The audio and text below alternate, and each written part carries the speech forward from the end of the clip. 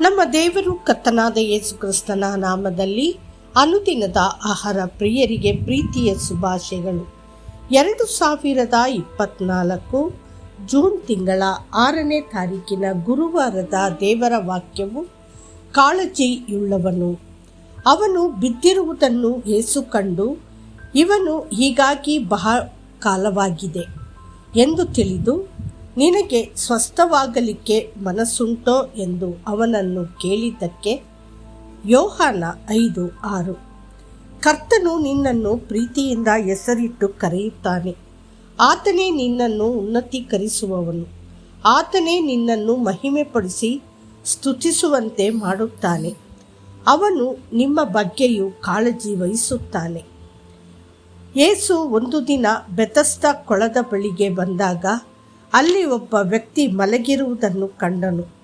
ಅಯ್ಯೋ, ಅವನು 38 ವರ್ಷಗಳಿಂದ ಅನಾರೋಗ್ಯದಿಂದ ಬಳಲುತ್ತಿದ್ದನು ಮತ್ತು ಅವನನ್ನು ನೋಡಿಕೊಳ್ಳಲು ಯಾರೂ ಇರಲಿಲ್ಲ. ಆದ್ದರಿಂದ ಅವನು ದುಃಖದಿಂದ ಯೇಸುವನ್ನು ನೋಡಿ, ಸ್ವಾಮಿ, ನೀರು ಉಕ್ಕುವಾಗ ನನ್ನನ್ನು ಕೊಳದೊಳಗೆ ಇಳಿಸುವವರು ಒಬ್ಬರೂ ಇಲ್ಲ. ನಾನು ಬರುವುದರೊಳಗೆ ನನಗಿಂತ ಮುಂದಾಗಿ ಮತ್ತೊಬ್ಬನು ಇಳಿಯುತ್ತಾನೆ ಅಂದನು. ಯೋಹಾನ 5:7. ಕರ್ತನು ಕಾಳಜಿ ಇಲ್ಲದ ಮನುಷ್ಯನನ್ನು ನೋಡಿದನು ಮತ್ತು ಅವನ ಒಂಟಿತನದಲ್ಲಿ, ನೀನು ಚೆನ್ನಾಗಿ ಆಗಬೇಕೆಂದು ಬಯಸುತ್ತೀಯಾ ಎಂದು ಕೇಳಿದನು. ಆತನು ಆತನ ಮೇಲೆ ಕರುಣೆ ತೋರಿದನು ಮತ್ತು ಪವಾಡವನ್ನು ಮಾಡುವ ಮೂಲಕ ಅವನನ್ನು ಗುಣಪಡಿಸಿದನು. ಇಂದಿಗೂ ಅನೇಕ ಜನರು ಒಂಟಿತನದಿಂದ ಬಳಲುತ್ತಿದ್ದಾರೆ. ಮುದುಕಿಯೊಬ್ಬಳು ಮನದಲ್ಲೇ ದುಃಖದಿಂದ ಹೇಳಿದಳು, ನನ್ನ ಮಕ್ಕಳೆಲ್ಲ ವಿದೇಶದಲ್ಲಿ ನೆಲೆಸಿದ್ದಾರೆ ಮತ್ತು ನಾನು ಏಕಾಂತದಲ್ಲಿ ನರಳುತ್ತೇನೆ. ನನ್ನನ್ನು ವಿಚಾರಿಸಲು, ಪ್ರೀತಿಸಲು ಮತ್ತು ನನ್ನನ್ನು ನೋಡಿಕೊಳ್ಳಲು ಯಾರೂ ಇಲ್ಲ. ಪತಿಯನ್ನು ಕಳೆದುಕೊಂಡ ಸಹೋದರಿಯೊಬ್ಬರು, ಸರ್, ನನ್ನ ಪತಿ ಬದುಕಿದ್ದಾಗ ನಮ್ಮನ್ನು ಭೇಟಿ ಮಾಡಲು ತುಂಬ ಸಂಬಂಧಿಕರು ಬರುತ್ತಿದ್ದರು. ಆದರೆ ಅವನು ಸತ್ತಾಗಿನಿಂದ ನನ್ನ ಬಗ್ಗೆ ಕೇಳುವವರು ಯಾರೂ ಇಲ್ಲ. ನನ್ನನ್ನು ನೋಡಿಕೊಳ್ಳುವವರು ಯಾರೂ ಇಲ್ಲ. ಪ್ರೀತಿಗಾಗಿ ಹಂಬಲಿಸಿ 5 ಬಾರಿ ವಿವಾಹವಾದ ಸಮಾರ್ಯ ಸ್ತ್ರೀಗೆ ನಿಜವಾದ ಪ್ರೀತಿ ಮತ್ತು ವಾತ್ಸಲ್ಯವನ್ನು ಕಂಡುಹಿಡಿಯಲು ಆಗಲಿಲ್ಲ ಎಂದು ಸತ್ಯವೇದದಲ್ಲಿ ನಾವು ಓದುತ್ತೇವೆ. ಆಕೆಯನ್ನು ಸಮುದಾಯ ಬಹಿಷ್ಕರಿಸಿದೆ.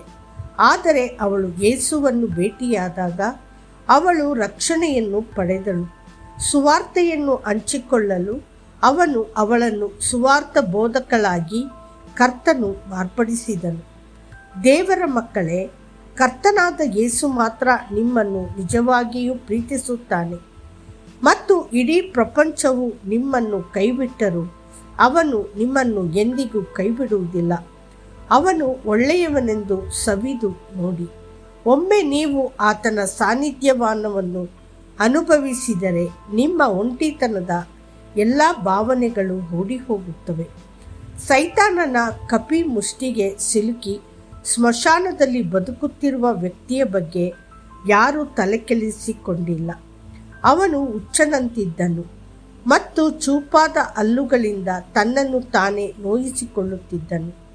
ಯಾರು ಅವನನ್ನು ಪ್ರೀತಿಸದಿದ್ದರೂ ಅಥವಾ ಕಾಳಜಿ ವಹಿಸದಿದ್ದರೂ ಯೇಸು ಅವನನ್ನು ಕಾಳಜಿ ವಹಿಸಿದನು ಮತ್ತು ಪ್ರೀತಿಯಿಂದ ಕೇಳಿದನು, ನಿನ್ನ ಹೆಸರೇನು? ಮಾರ್ಕನು 5:9.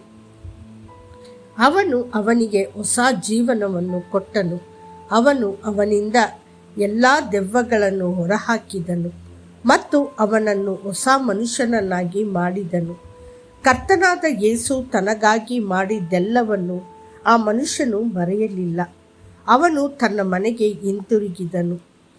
ನಂತರ ನಗರಕ್ಕೆ ಹೋದನು ಮತ್ತು ಕರ್ತನು ತನಗಾಗಿ ಮಾಡಿದ ಎಲ್ಲ ಒಳ್ಳೆಯ ಕಾರ್ಯಗಳನ್ನು ಘೋಷಿಸಿದನು ಮತ್ತು ದೇವರ ಪ್ರಬಲ ಸೇವಕನಾದನು.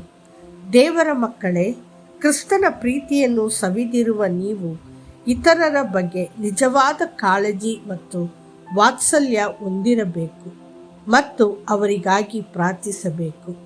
ನೆನಪಿಡಿ, ನಾನಾದರೂ ಅವುಗಳಿಗೆ ಜೀವವು ಇರಬೇಕೆಂತಲೂ ಅದು ಸಮೃದ್ಧಿಯಾಗಿ ಇರಬೇಕೆಂತಲೂ ಬಂದೆನು. ಯೋಹಾನ 10:10. ಕರ್ತನು ನಿಮ್ಮನ್ನು ಆಶೀರ್ವದಿಸಲಿ. ಆಮೇನ್.